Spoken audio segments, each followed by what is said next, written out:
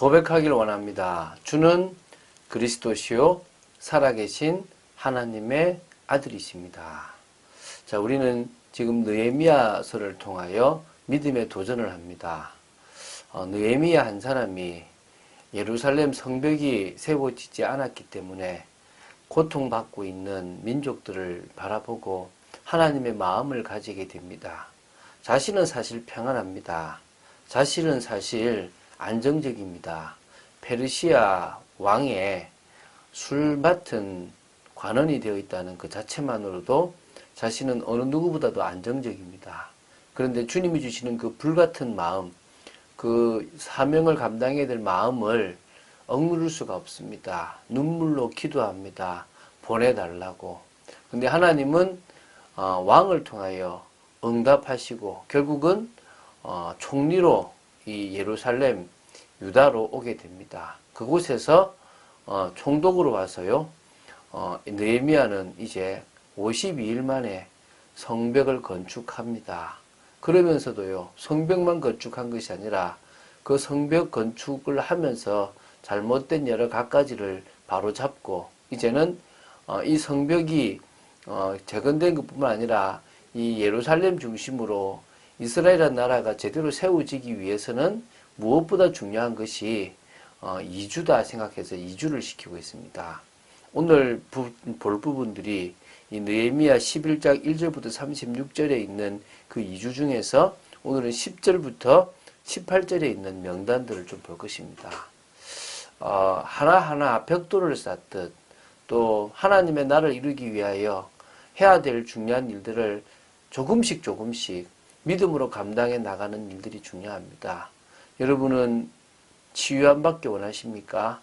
여러분은 문제 해결함 받기 원하십니까? 맞습니다.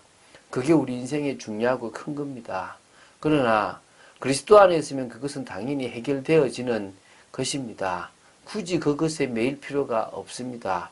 주님은 진짜 중요한 문제를 해결하기를 원하십니다. 그것이 해결되면 우리 삶의 문제가 해결될 거라고 말씀하십니다.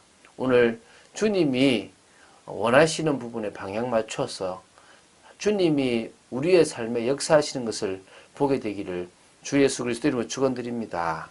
자, 느헤미야 11장 10절부터 18절 보는데요. 다시 한번 정리하면 11장 1절부터 36절은 예루살렘 수도 기능을 확립하는 부분, 그걸 위해서 예루살렘 성의 방비를 위해서 백성들을 예루살렘으로 이주하는 정책을 지금 시행하고 있는 겁니다. 인구 분산에 대한 여러 갖가지도 지금 다루고 있는데요. 자, 그래서 한마디로 예루살렘은 재건되었지만 그곳에 거주하는 사람들은 매우 적었기 때문에 이 예루살렘을 회복하고 나서 이곳에 살도록 해야 되는 겁니다. 사실 예루살렘이 많이 피폐되어 있지 주위의 유다 지역들은 피폐되지 않았기 때문에 대부분 그쪽에 살았고 예루살렘에는 살지 않았던 상황인 거죠. 그래서 바깥에 있는 사람들의 10분의 1을 예루살렘으로, 그러니까 인구 전체 10분의 1을 예루살렘으로 이주를 시키는 작업들을 지금 진행하고 있습니다. 그 중에서 이제 오늘은 이제 제사장과 레위인들에 대한 부분들입니다. 한번 보도록 하겠습니다. 10절부터 14절을 같이 제사장이기 때문에 같이 읽겠습니다.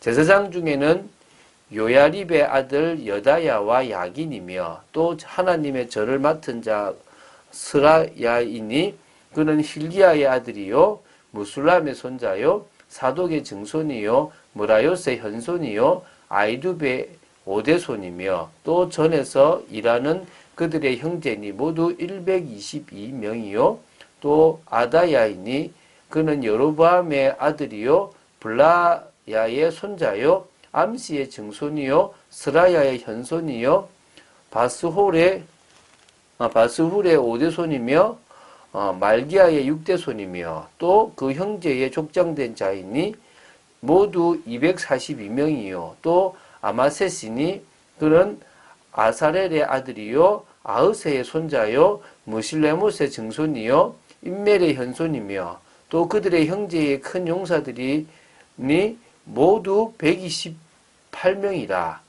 하그돌림의 아들 삽디엘이 그들의 감독이 되었느니라. 자, 저도 모르겠습니다. 읽고 있는 저도 뭔 말인지 모르겠습니다. 뭐 중요치 않습니다. 그 시대의 명백한 이름들이기 때문에 가문의 이름 이런 것들이 많기 때문에 사실은 그렇게 우리에게 중요한 부분들은 아닙니다. 여기 보면 이 10절부터 14절까지는 예루살렘에 거주하는 제사장 가문들의 명단을 기록합니다. 다른 데 있는 이 제사장은 이 예루살렘에 거주해야 되는데 그 거주했던 명단들을 지금 기록해놨다고 보시면 되거든요.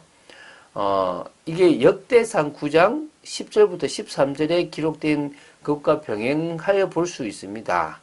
자, 이 10절부터 14절에 지금 우리가 봤던 것의 제사장 가운데는요, 전에서, 이 성전에서 하나님의 전을 맡은 자, 일하는 자가 있고요.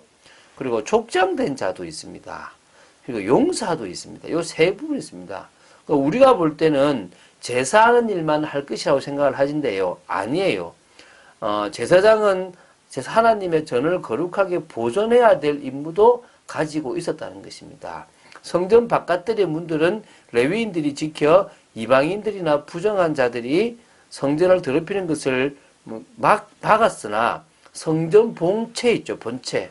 이 본체를 거룩하게 보존해야 될 책임은 제사장들에게 있었다는 것입니다. 제사장들은 제사장이 아닌 일반 사람이 성소를 더럽히지 못하도록 막아야 했답니다. 그래서 그것 때문에 용사들이 필요했다는 것입니다.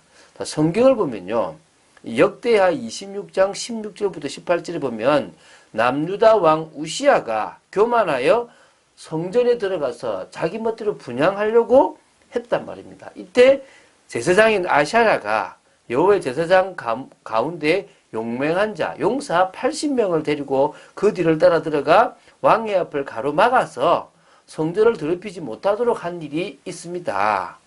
여기서 이 용맹한 자들이 바로 제사장들이 바로 용사들인 거죠. 이런 자들이 지금 같이 그러니까 성전에 일을 맡기도 하고 또 족장도 있지만 용사들도 그곳에 있었다는 것입니다. 그들이 다 이주를 같이 했다고 보시면 됩니다. 15절부터 18절 같이 제가 이제 한번 읽겠습니다. 레위 사람 중에는 스마야이니 그는 핫수베 아들이요 아스리감의 손자요 하샤바의 증손이요 분니의 현손이며 또 레위 사람의 족장 삽부대와 요사바시니 그들은 하나님의 전 바깥 일을 맡았고 또 아삽의 증손 삽디의 손자 미가의 아들 마따냐이니 그는 기도할 때 감사하는 말씀을 인도하는 자가 되었고 형제 중에 박부가가 버금이 되었으며 또 여두둔의 증손 갈릴의 손자 삼무아의 아들 압단이 거룩한 성의 레위 사람은 모두 284명이었느니라. 자, 이 15절부터 18절은 예루살렘에 거주하는 레위인 가문과 대표자들의 명단을 지금 소개하고 있습니다.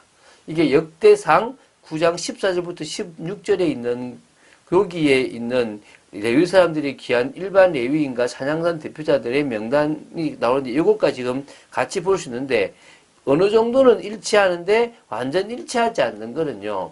참고한 자료가 좀 달랐다고. 그러니까 역대기를 쓴 사람 그 저자와 이 느헤미야를 쓴 저자가 본 것이 좀 다르기 때문에 그렇다고 보이는 것 같습니다. 어쨌든 그 병행해서 볼 수 있는 부분은 그런 게 있는데요. 그래 참고만 하십시오.